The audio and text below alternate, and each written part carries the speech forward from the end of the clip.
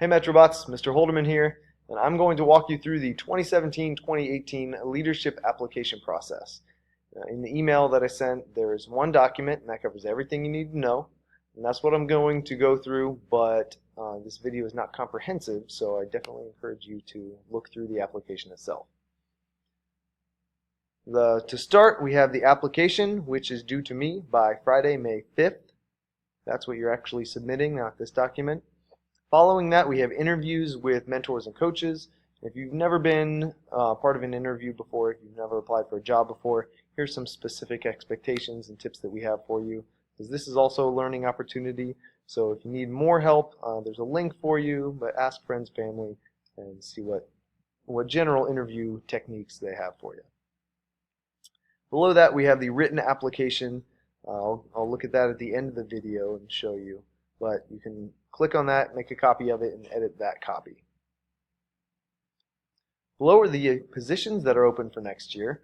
Every position on the team is open, so no positions roll over. So leads, if you are interested in the same position, you have to reapply next year, or you're more than welcome to apply for a different position. And then for everybody else on the team, we really encourage you to apply for something that you might be interested in. And this application does not say that you'll get the position, but it also doesn't say that you can't remove your application later before we make the final decision if it turns out that it's not something you want to do. But every position is open, and we really encourage everybody to at least consider applying for one. So we'll go through the structure of those positions here. And the structure looks pretty similar to how it does this year, but I'll note a couple of differences. We have first our administrative project manager, engineering project manager. And both of those have 4 managers that report to them. We have the robot specific groups over here and the non-robot groups over here. So 4 and 4. The differences are that this year we don't have a split finances and fundraising manager. And we also don't have a split programming and electrical manager. So that gets to the next point, that while this is the structure that the mentors think will set the team up for success next year, we reserve the right to change, modify, edit a little bit the structure based on who applies for the positions. For example, we didn't have anybody apply for the finances manager position last year, so we combined these two and then told the applicant that that's what the position was going to be. And you'll see below this there are 6 other positions below this dotted line, and these are not management positions, but they are part of the leadership team. So these people will not attend leadership meetings, but their voice will be heard through the mechanical integration manager. These positions are also part of this application process, so if you are interested in these, this is something new that we've had, but it's pretty similar to our project leads for the sub-assemblies. So most of what you will be doing will be during build season, but then you can also help out and get trained on those specific tasks during pre-season. So those positions are also inherently flexible depending on the game that we have next year. So scrolling down, we have the list of expectations of a lead in general, or people on the leadership team. And we'll want to go through a couple of points. First one being that managers are not expected to know everything.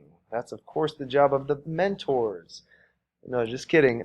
This is a learning opportunity for you. So you are expected to work with the mentors and get trained and learn all kinds of skills, from leadership to project management to the technical skills that you need to do your job. But you're not expected to have all the answers, of course. So ask for help when you need it, and really take this opportunity to learn everything you possibly can about the position that you're applying for. Second, managers are in charge of the design, mentors are in charge of the design process. So we set the structure, the framework of the team, so that you will be the most successful. But within that, it's a student-run, student-led team. You're making all of the decisions about what your robot is, what you want to do in terms of team building and raising funds, things like that. But we set the framework that's going to help you be successful, so we think. There are attendance policies, we have academic policies and consequence policies. So we definitely hold our leaders up to a higher standard, so we have more strict policies than general members of the team. So make sure that you check those out and agree to those.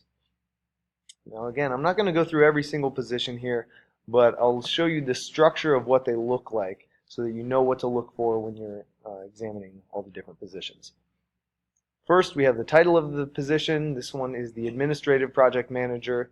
Next to that, in parentheses, is the number of positions available. Most of these will be just one position. Underneath it, we have skills needed. So this one says organizational skills, willing and able to work outside of practice, public speaking experience, writing skill, conflict resolution, ability to delegate tasks. That's quite a lot of things. And all of them have a lot of different skills that you need. But again, these are things that you can develop over the course of the summer and over the course of preseason with the help of your mentors. So if you don't have all of these, or if you're not confident or comfortable with where you stand on them, that's okay. If you're interested in the position, throw your hat in the ring, submit an application, and we can work with you to develop these skills. Second, you report to, in this case, coaches and mentors, depending on where you fall in that organizational structure that we looked at. And then the role overview. This is the one sentence overview of what the position is. So read this, and if you're interested, you can scroll down, because all of the bullets underneath here go into exhaustive detail of what you're expected to do, what your roles are on the team, so that you know what you need to be doing, and we can help you develop some of these things. So if you don't know how to do everything on this list, again, that's where you can ask for help. The mentors would be glad to work through some of these details with you. And every role has some differences, so the skills needed will be different.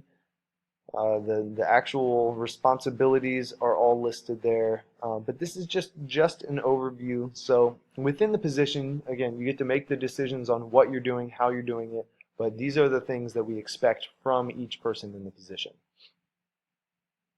So take a look through those, see what you're interested in, and apply. Now, the application itself, let's go through that. We have let's see, John Coyle's on the document. We want your basic information here, and then your position of interest. So you can apply for up to 3 positions. And I want you to rank them based on which one you have the most preference for. So number 1 is your highest preference, 2, and then 3. Again, we have some roles and responsibilities, expectations that we have. Now, being a lead is a big commitment, so that's why we have the attendance standards, and also some of this information that we're collecting. I know you are all very involved and great students, so we want to know what your course schedule looks like, if you know, for autumn, for spring, and then anything else you're interested in, any other clubs you're in, any after-school activities, so that we know roughly what you can commit to this position. We are also encouraging you to attach a resume if you have one. If not, that's okay. You could develop one. We can work with you on that if you want to. I know some advisories do that, but this is you won't be kicked out of consideration if you don't submit a resume. And then the application itself is short, just 2 essay questions, 8,000 characters or less. That's not 8,000 words. So that's how FIRST does things. So we're following their lead here. 2 questions. First, or 2 essays. Why are you applying for this position? What can you contribute to the team? And what does FIRST mean to you? So we think that these can encompass everything that we want to see in the application, and we'll have follow-up questions in the interview. So that's your application. Again, you're making a copy of this, going through that, and submitting that to me by the date May 5th. Let's look over that just real quickly here. I'm sending this out on April 22nd, sending the application, so you have 2 weeks to complete the application. We do have worlds over that time, so take that into consideration. We will begin interviews that week, the second week of May. We'll have those for about a week, and then we will announce our final leadership decision on May 21st. So between now and then, and even after we announce leadership decision, we are going to work with the current leads for a transition period so that they can summarize everything that they've learned over the course of the year and pass that knowledge on to you.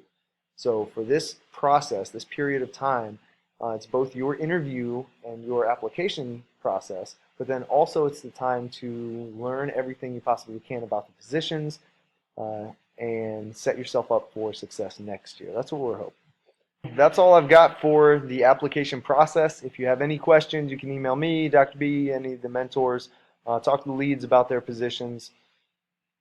But look forward to seeing